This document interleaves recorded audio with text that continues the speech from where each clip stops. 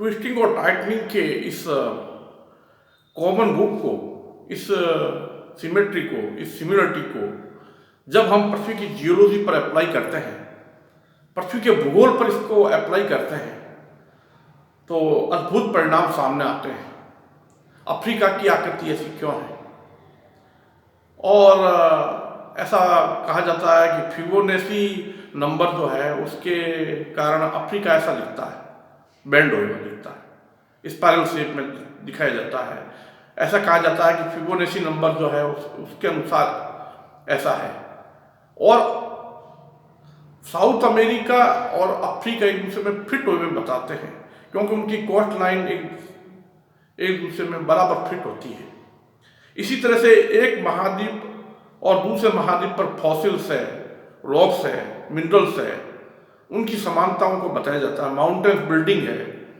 Geology की इन बारीकियों को जब हम ट्विस्टिंग और टाइटनिंग के इस थ्योरी के अनुसार देखते हैं तो बड़ा रोचक एक सिद्धांत सामने आने लगता है। अगर पृथ्वी पर सभी महाद्वीपों को, छोटे छोटे द्वीपों को ध्यान से नोट किया जाए, उन सभी महाद्वीपों को देखें, तो ट्विस्टिंग का अद्भुत रूप हमें नजर आता है। इंडिया ऐसे बेंड हुआ है। इसी प्रकार से इधर आप ऑस्ट्रेलिया के ऊपर देखें कि फिलीपींस, कंबोडिया और इस तरह से दूसरे छोटे बड़े द्वीप हैं।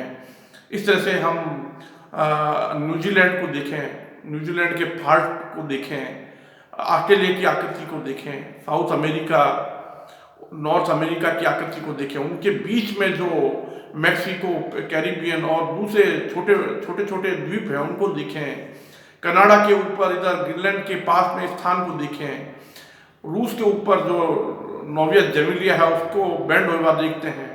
इसी प्रकार से हम साउथ अमेरिका के नीचे ड्रैग पैसेज उसको देखें, अंटार्कटिका की शेप को देखें और आर्कटिक पूरी एरिया को देखें, तो हमें वो उसमें जो बेंडिंग है वो साफ क्लियर दिखाई देता है। मतलब महाद्वीप आपस में कभी भी जुड़े हुए नहीं थे, सुपर कॉन्टिनेंट जैसा कुछ भी नहीं था।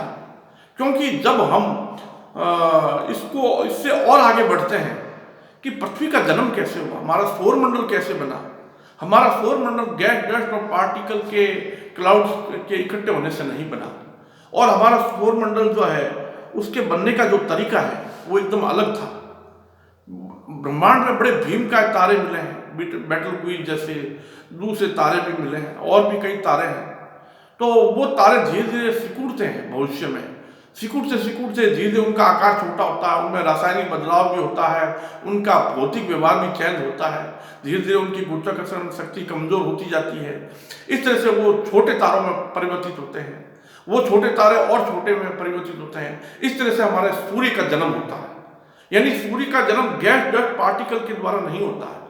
जो नेबुलर हाइपोथेसिस कांट और लाप्लास ने दी थी वो सही नहीं है, वो गलत है। वो गलत कैसे है? अब और आगे देखिए, केपलर मिशन में अब तक 3000 के करीब ग्रहों की खोज हो चुकी है, और आगे भी ग्रहों की खोज होती जा रही है। लगातार ग्रहों का पता चल रहा है। अनेक पृथ्वी जैसे ग्रह, बृहस्पति जैसे ग्रह, यूरेनस, नेपच्यून जैसे ग्रह, सैटर्न जैसे ग्रह, कई एक्सो प्लैनेट मिले हैं। तो इस तरह से ब्रह्मांड में अनेक तारे, अनेक ग्रह मिलते जा रहे हैं। उन सभी को एक क्रम में रखते हैं, उनको एक क्रमिक ढंग से देखते हैं, तो एक कड़ी बन जाती है, एक श्रृंखला बन जाती है, एक चैन बन जाती है। और जब हम उस चैन को बारीकी से नोट करते हैं कि बृहस्पति और शनि के बीच के अनेक ग्रह मिले हैं, शनि और यूरेनस के बीच के अनेक ग्रह मिले हैं, यूरेनस और नेपच्यून के बीच के अनेक ग्रह मिले हैं, और नेपच्यून और सुपर अर्थ के बीच के भी अनेक ग्रह मिले हैं, और सुपर अर्थ पृथ्वी के बीच के भी अनेक ग्रह मिले हैं। इस तरह से एक बहुत बड़ी कड़ी बन जाती है, एक बहुत बड़ी सीक्वेंस, श्रृंखला बन जाती है, एक बहुत बड़ी चैन बन जाती है। वैज्ञानिक इस कंपैरिजन को करते रहे हैं।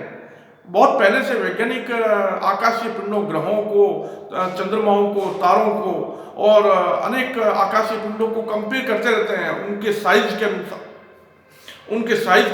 उनकी ग्रेविटी के अनुसार, उनके मैग्नेटिक फील्ड के अनुसार उनको कंपेयर करते रहे हैं।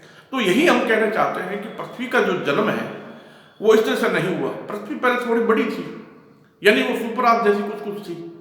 और वो थोड़ी और बड़ी थी, इस तरह से वो मिनी नेपच्यून थी, मिनी नेपच्यून से भी बहुत बड़ी थी तो नेपच्यून थी, नेपच्यून से बड़ी थी तो वो यूरेनस, और इस तरह से सैटर्न जैसी थी। इस तरह से वो एक गैस दानव ग्रह बृहस्पति के जैसी भी रही है।